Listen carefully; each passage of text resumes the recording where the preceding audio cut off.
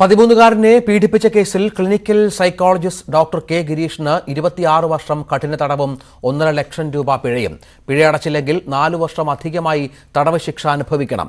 മാനസിക പ്രശ്നങ്ങൾക്ക് കൌൺസിലിംഗിനെത്തിയ 13-കാരനെ പലതവണ പീഡിപ്പിച്ച കേസിലാണ് ശിക്ഷ.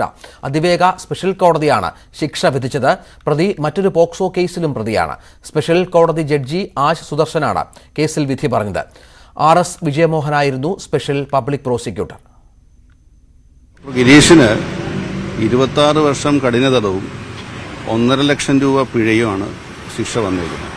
ഈ 1.5 ലക്ഷം രൂപ ഈ പീഡിപ്പിച്ച വ്യക്തിമായ കുട്ടിക്ക് നൽകണം. കുട്ടിക്ക് നൽകിയില്ലെങ്കിൽ 4 വർഷം കൂടുതൽ തടവ് അനുഭവിക്കും.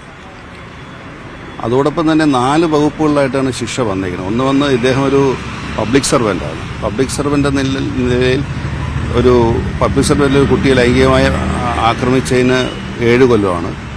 അതുകൊണ്ട് തന്നെ ബാക്കിയുള്ള 3 വകുപ്പുകളുള്ളത്, ഒന്ന് ഒരു മാനസിക അസ്വാസ്ഥ്യമുള്ള ഒരു കുട്ടിയെ പീഡിപ്പിച്ചത്, പിന്നെ ഒന്നിലേറെ തവണ ഒരു കുട്ടിയെ ലൈംഗികമായി പീഡിപ്പിച്ചത് വകുപ്പ്. അതാണ് പ്രധാനപ്പെട്ട 3 വകുപ്പുകൾ.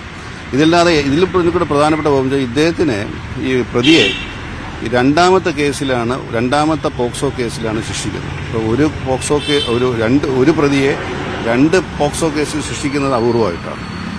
അപ്പോൾ അതിന് ഒരു 7 കൊല്ലം കൂടെ ശിക്ഷ അധികം വന്നിട്ടുണ്ട്. അപ്പോൾ 26 കൊല്ലം ശിക്ഷയും കഠിന തടവാണ്. പക്ഷേ 7 കൊല്ലം കൺകറന്റ് ആയതുകൊണ്ട് 7 കൊല്ലം അനുഭവിച്ചാണ്.